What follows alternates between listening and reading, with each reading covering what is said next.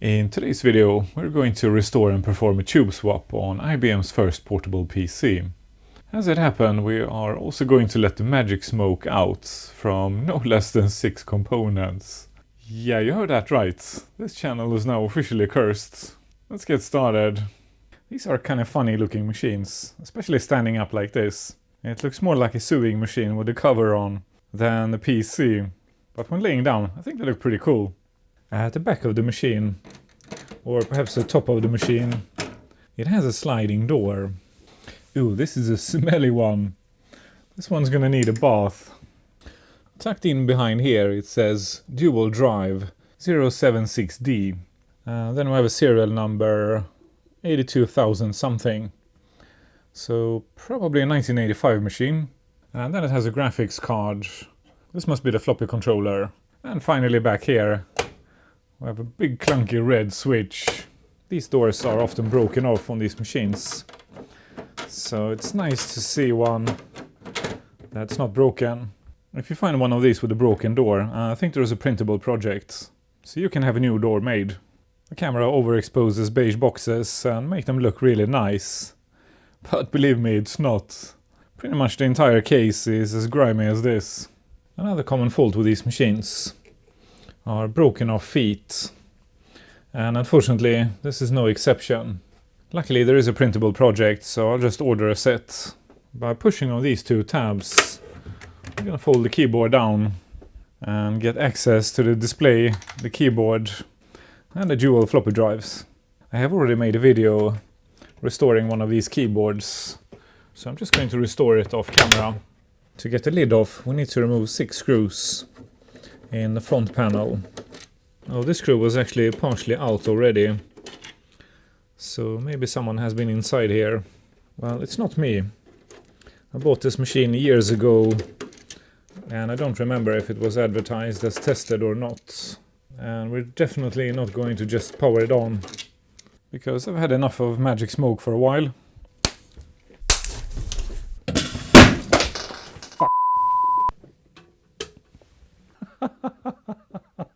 And with those screws out, I think we can remove the entire lid. Yep. Oh man, that is really smelly. That is disgusting. So this machine has not been stored well. Holy cow, where the heck was this thing stored? Well, we're gonna have to go for a complete disassembly, because I'm gonna have to wash every single part. Let's start with this shield here.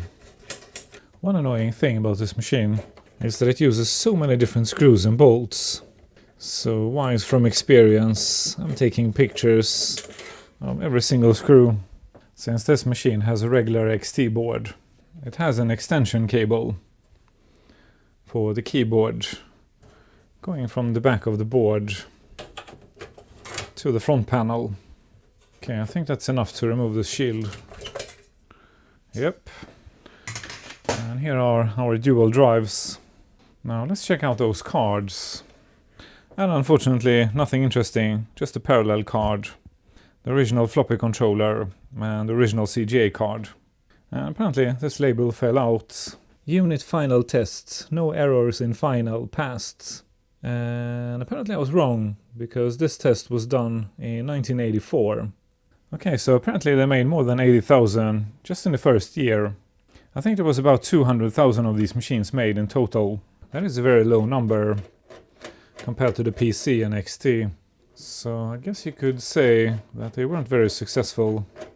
So the common issue with these machines are shorted tantalums on the motherboard and on the cards too. So ideally all of these should be replaced. Okay, and then we have the floppy controller. Dates on this card are late 84 and mid 84 on this card. This machine also has this plastic bit to prevent the cards from moving. Never seen one of these before. Okay, so how about the CGA card? Not so easy to remove. This machine is really tight. I've basically jammed an entire XT with a display inside the case about the size of a sewing machine. This card too was made in mid 84. Just your regular CGA card. These machines were never sold with hard drives. but it was a very popular upgrade back in the day. They came with either one floppy drive or two, so we're going to upgrade this machine with the hard drive. Oh, you gotta be kidding me. Well, I'm glad we didn't turn this machine on. Check this out. Well, it's a bit dark in this corner here, but that is actually an IC.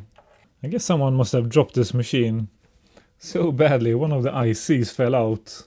Well, I checked the board, but I can't see which one it is.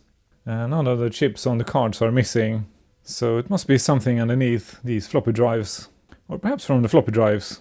I don't think I have ever seen a loose chip floating around inside the machine, so that's the first. I think the power supply is up next.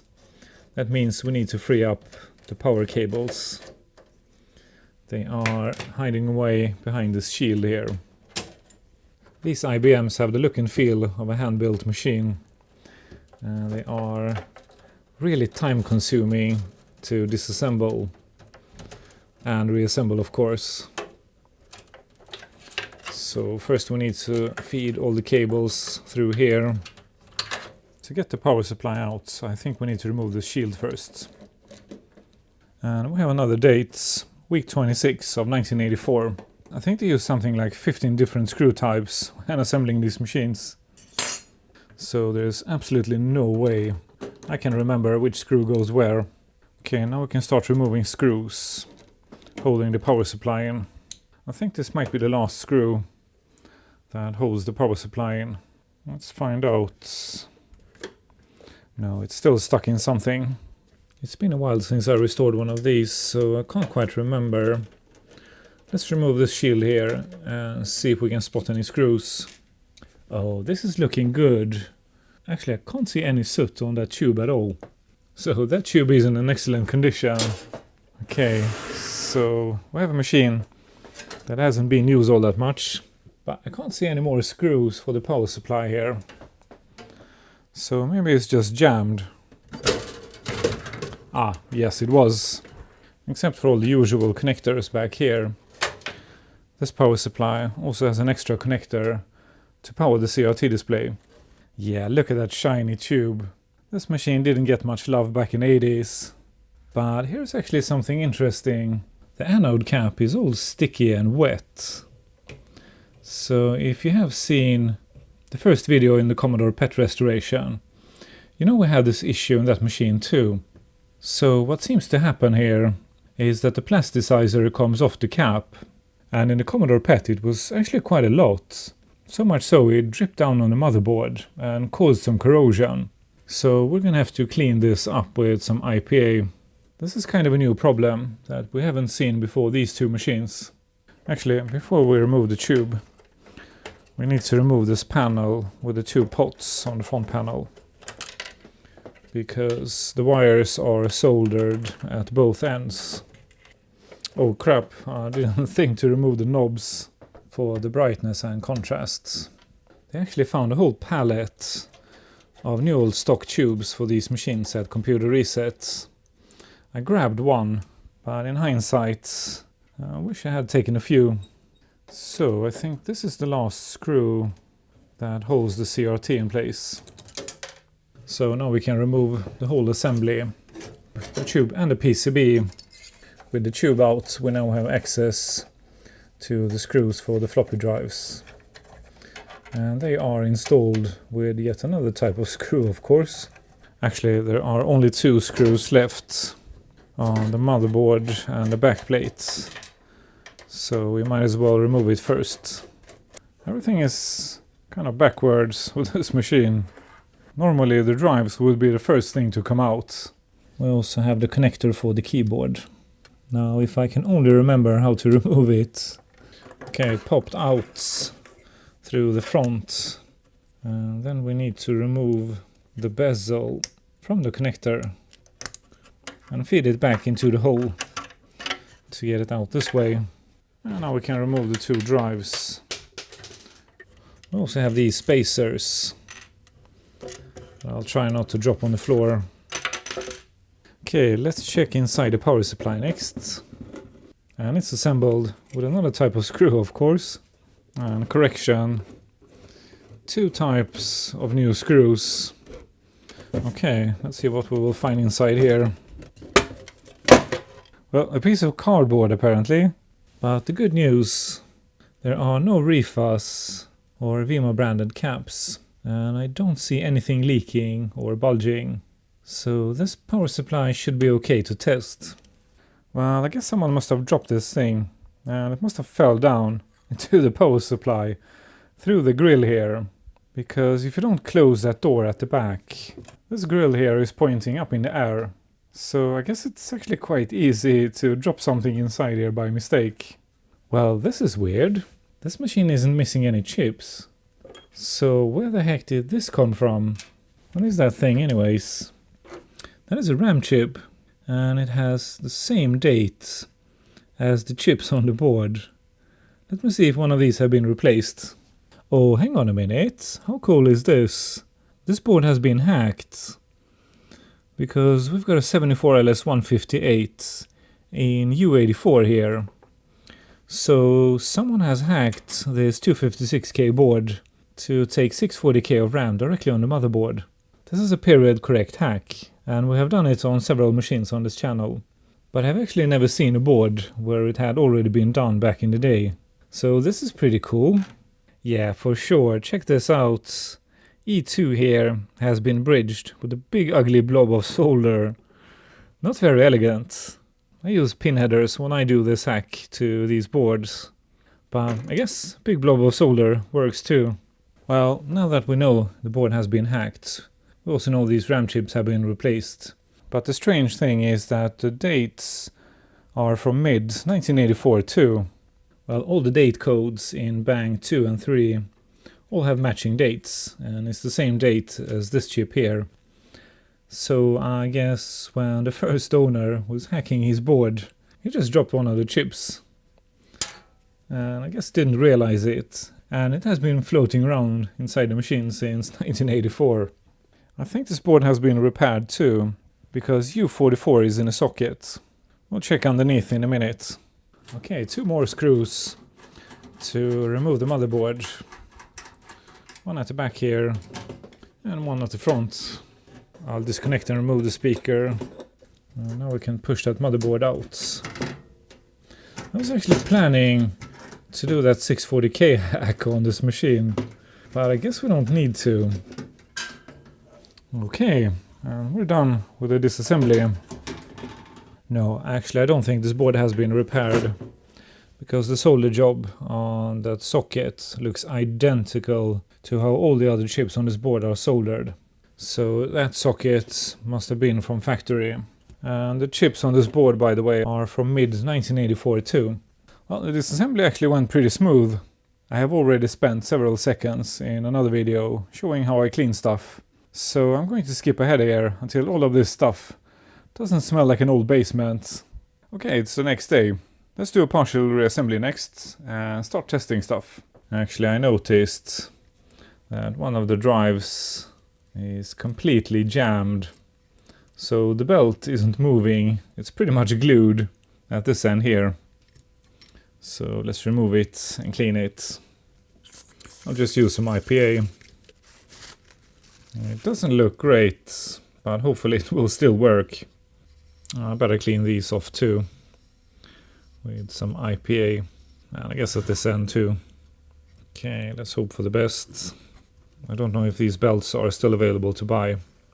It doesn't seem to be stretched, so hopefully it's still good. I'll give this drive the same treatment.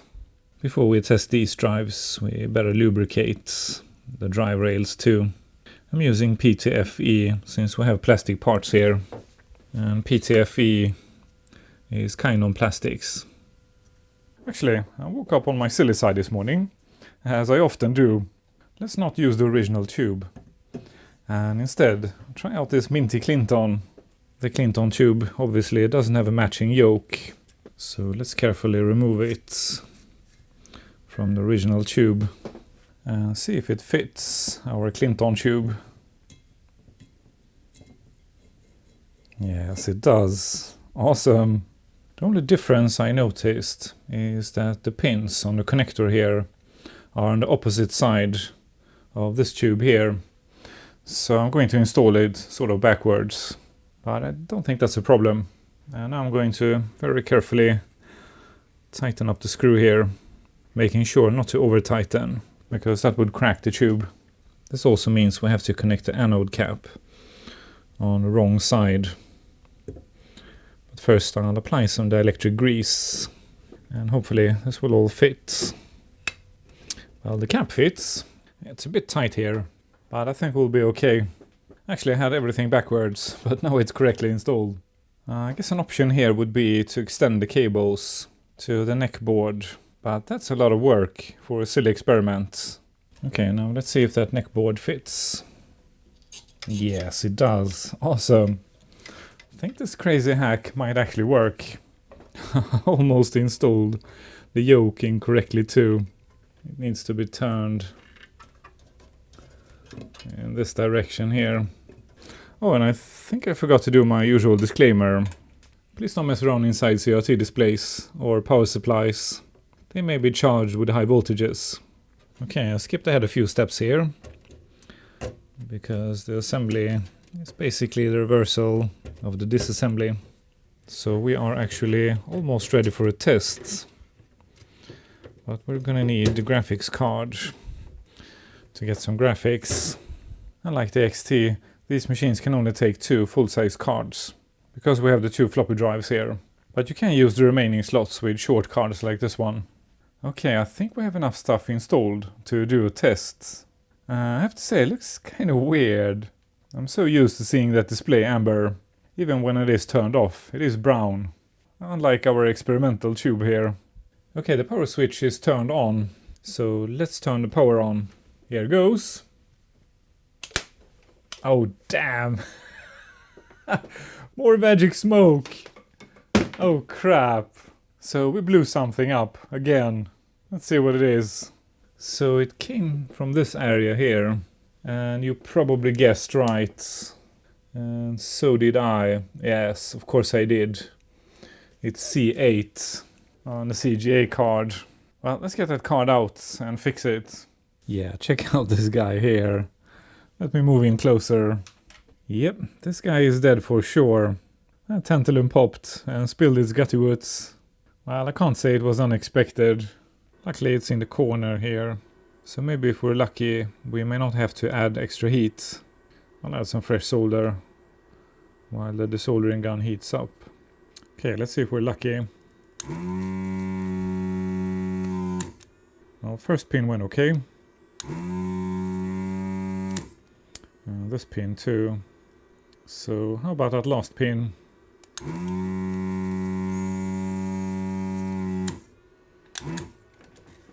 It looks okay from here. Yep. Here's our dead cap. So these are 3-legged tantalums. But the 2 othermost legs, they are both connected to ground. So we can just use a regular 2-legged cap. And these are, by the way, 10 microfarad 16-volt caps. So the only thing we need to pay attention to is to install it with a positive leg in the middle.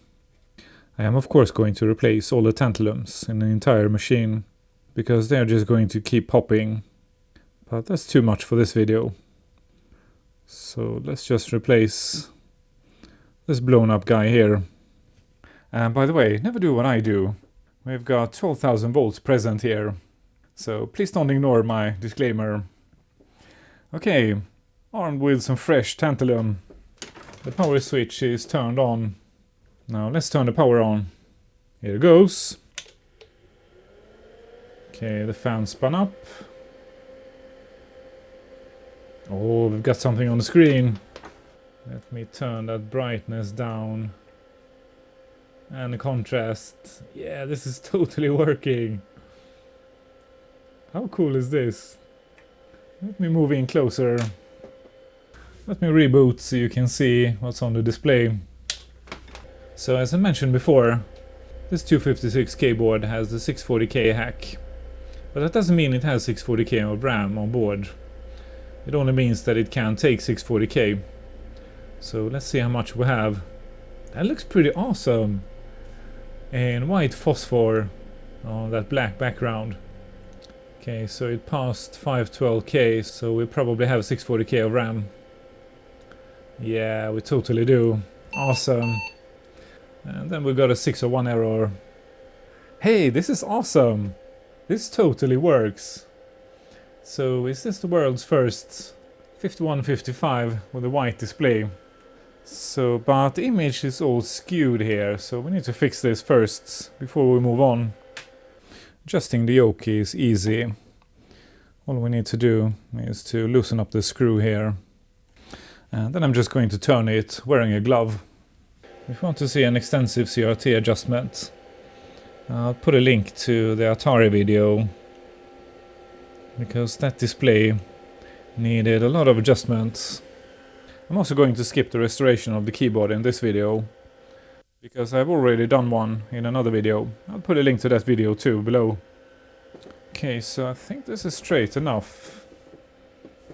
Perhaps a tiny bit more. Yeah, I think that's perfect. As perfect as it needs to be. I'm dying to see some software running on that display. So let's test the drives next. I'm gonna start with a cleaning disk and make sure those heads are clean. Are you f***ing kidding me? No way! Oh, come on! Give me a break. Something else blew.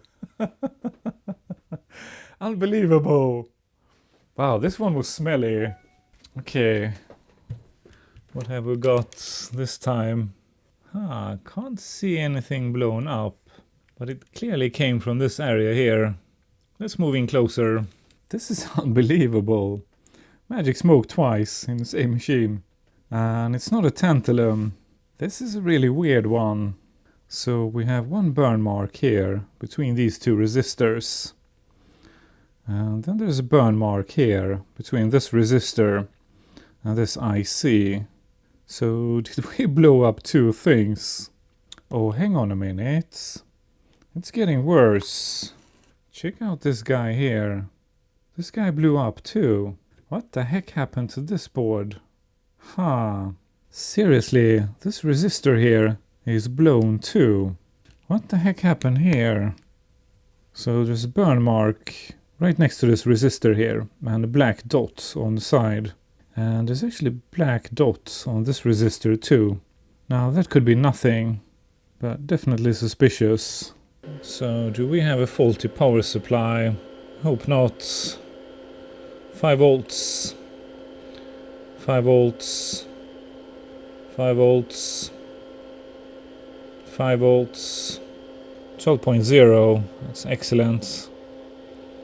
12 volts and 5 volts. So how about the Molex? 12.2 and 5 volts. I better check both. 12.2 and 5. Okay, so it wasn't caused by an overvoltage. Well, in that case I'm a bit stumped here. What the heck could cause 4 or perhaps 5 components to blow up in a floppy drive? I never had even one component blow up in a floppy drive. And here we have 4, perhaps 5. Well, I guess one of the motors could be jammed. And when trying to drive the motor, something may have been overloaded. But if that happens, I would expect one component to blow up, not 4 or 5. What the heck is going on here? Oh, actually, the drive left us a clue here. So let's check again. Yeah, check out this guy here. That piece belongs on this tantalum here. So 5 or 6 dead components in one blow. Unbelievable. So this tantalum was obviously shorted. But could this cause 4 other components to blow up? Honestly, I don't know. I never had this happen before. Well, I'm not going to power up the second drive before we know what the heck happened here. Or at least have a good guess. And as always, I'd love to hear your thoughts. But I'm not going to leave you without running some software on that fluorescent white display. So I have connected an MFM controller to the machine and borrowed a hard drive from another project. Here goes. Hard drive spun up. Good old mini scribe.